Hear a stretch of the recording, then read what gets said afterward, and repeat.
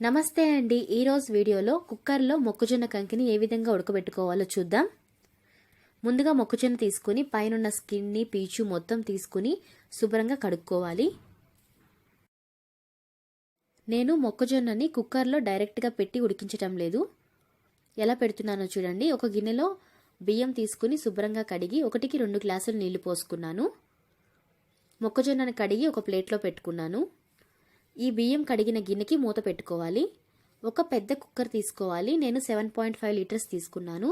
ఈ కుక్కర్లో కింద అడుగున నీళ్లు పోసుకోవాలి. ఒక పెద్ద గ్లాస్తో 1.5 గ్లాస్ దాకా నీళ్లు పోసుకోవాలి.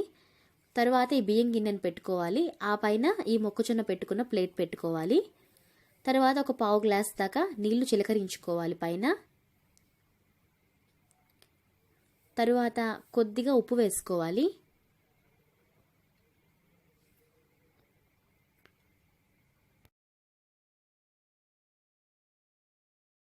మూత పెట్టుకుని మీడియం టు హై ఫ్లేమ్లో మంటను పెట్టుకుని 3 to 5 విజిల్స్ రానిస్తే సరిపోతుంది. కుక్కర్ పూర్తిగా చల్లారిన తర్వాత మూత తీయాలి.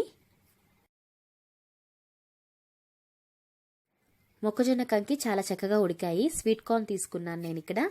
మీరు ఇదే విధంగా అన్ని వెజిటేబుల్స్ని ఉడికించుకోవచ్చు. అలాగే ఆ పై ప్లేట్లో మొక్కజొన్న బదులు కందిపప్పు కూడా పెట్టుకోవచ్చు. అయితే కందిపప్పుని శుభ్రంగా కడిగి నీళ్లు పోసుకోవాలి. 1-2 నుంచి 2.5 గ్లాస్ దాకా నీళ్లు పోసుకోవాలి. అదే కూరగాయ ముక్కలు అయితే కొద్దిగా ఒక పావు గ్లాస్ నీళ్లు చిలకరించుకుంటే సరిపోతుంది. అంతేనండి. ఎలా ఉడికించుకోవాలో చూశారు కదా. ఇక్కడ చూసారా, అన్నం కూడా చక్కగా ఉడికింది. ఈ వీడియో మీకు యూజ్ అయింది అనుకుంటున్నాను. ఈ వీడియో కనుక మీకు నచ్చినట్లయితే మా ఛానల్ను సబ్స్క్రైబ్ చేసుకోండి.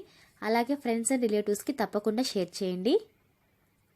అలాగే బెల్ సింబల్ క్లిక్ చేసి ఆల్ క్లిక్ చేయండి.